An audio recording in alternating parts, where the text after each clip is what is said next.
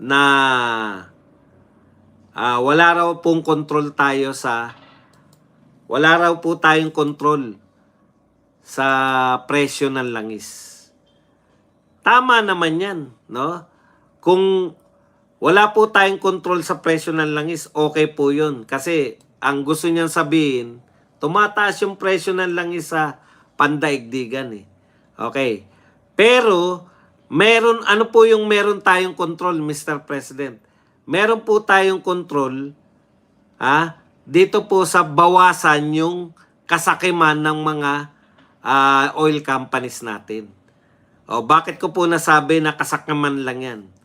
Kasi, kung halos pare-pareho tayo ng itinaas sa mga kapitbahay natin, na pare-pareho tayo nag-aangkat,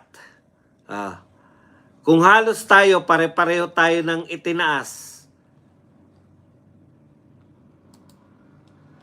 balikan lang po natin Okay. Yung sinasabi ni Mr. President, eto Okay. Wala tayong control. Tama yan, wala tayong control kasi gera nga naman Pero sana hindi naman napakalayo ng itinaas ng presyo natin. 'Di ba dito halos dikit-dikit Singapore lang yung nakakaangat, tsaka South Korea at Japan, India kasi mayayamang bansa yan. Hindi nga 60, halos pareho lang din, 'di ba? 54 tayo, 60 sila. Ang angat na angat lang masyado ay yung Singapore dahil 110. Okay, pagdating po dito, Mr. President, ayan po, nagre-range po ang mga itinaas ay mula 33% hanggang 46%. Diyan po. Tayo lang po yung tanging bansa na nagtaas ng 97%. Halos dumoble po, Mr. President.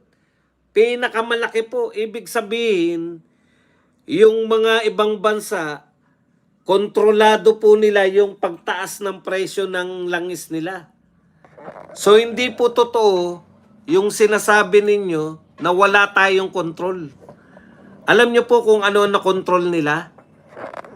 Kaya po nila hindi ganong mataas yung pagtaas ng presyo ng langis nila kasi yung greed, yung kasakiman ng mga may-ari ng kumpanya ng langis. Malamang dito sa mga bansa na to, pag-aari ng gobyerno yung langisan. Yan ang pinakamalaking kasalanan ng dating nagbenta ng Petron o PNOC, si Tabaco. Ngayon, nasa mercy po tayo. Yung oil deregulation, sila Tito Soto na po ang may batas niyan. Yun pong ang ibang bansa, 9% lang ang tinaas. 35% lang, 15% lang, 34% lang. Mataas na 46%. Sa atin po 97% Hindi po ba? Sobra-sobra po ang itinaas. Ibig bang sabihin, yung crisis natin, hindi yung crisis na dinanas nila. Bakit nakaya nila hanggang 46% lang? Mataas na po yung 46%.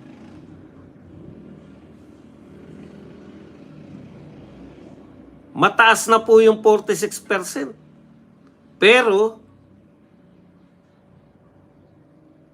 tayo po, 97%. Pare-pareho naman tayo nag-aangkat ng langis.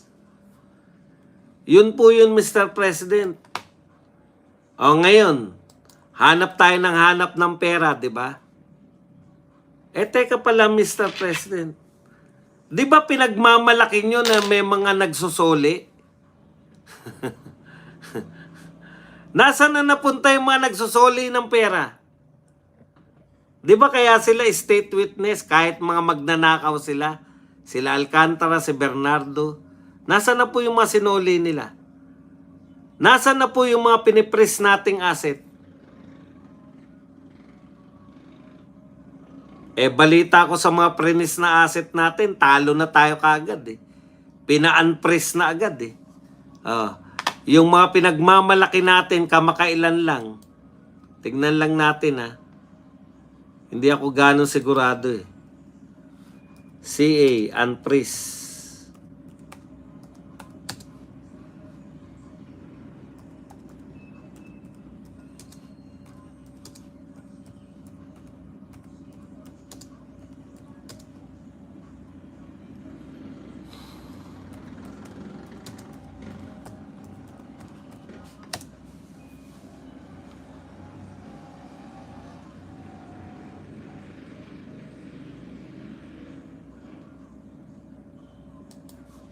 Okay. Kamakailan lang po, no? Ito pong AMLAC. Siyempre, binabalita yan ng mga dyaryo, ng mga mainstream media. Binabalita po ng AMLAC na perinis po yung mga salapi nitong mga pinaghinalaan na magnanakaw. Mga magnanakaw di umano ng flood control. Ito po ang sinabi ngayon. Okay.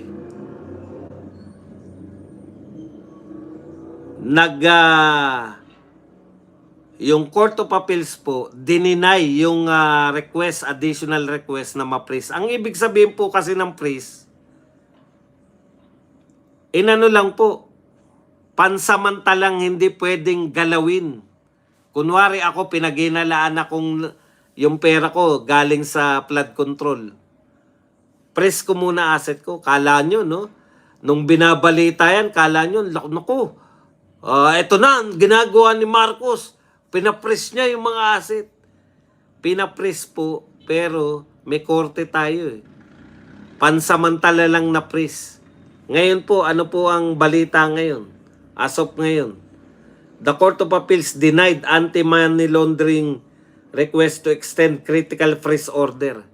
So, ibig sabihin, kung dinenay po yung extension ng freeze order, may expiration yung freeze order eh.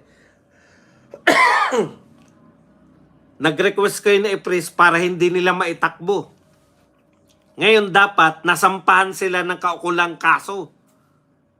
Para yung na-freeze ay makubra. Di ba yan yung purpose natin, kaya natin piniprease? Para hindi matakbo. Bakit hindi mo pinatatakbo? Kasi ang inala mo, ninakaw yung yaman na yan. Ngayon, kung hindi mo naman nasasampahan ng kaso, yung may-ari, mag-expire yung freeze order. So, ibig sabihin, yun pong premise ninyo na mga asset ng mga magnanakaw, dahil hindi nyo naman sila properly nakasuhan, wala na po yan. Nag-expire na yung pag-freeze. Unti-unti na po yung mawi-withdraw na po nila yan. Maitatakas na. Kasi, pina-freeze nyo lang, hindi nyo naman sila nakasuhan. Hindi nyo naman napatunayan na galing nga sa nakaw yun. Kaya pati pala yung pag-freeze order ng mga yaman na mga to, binubudol lang din pala tayo. Nagpapa-freeze kayo. Wala naman silang naisampang kaso sa kanila para maging atin na yung mga pinapress. Buong akala ko, pinapress yan, magiging atin na yan eh. Magiging atin yan kung nakasuhan sila at napatunayan na yung mga pinapress na asset ay galing sa nakaw. Kung hindi naman, dininay na yung extension ng pag-press ng asset, ano po nang mangyayari?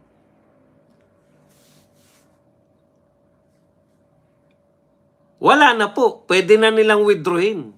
Pwera na lang kung kinasuhan nyo sila na ma-forfeit na yung mga nakapress na yan. Kung hindi na nga pumayag. Biruin nyo, 13 billion to 24.7 billion. Ngayon, nag-file pa lang sila civil forfeiture.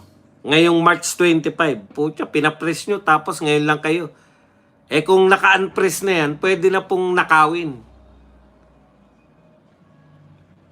Pwede na po nakawin. Pwede na po nilang i-withdraw yan. Kasi tapos na po yung pagpipress eh.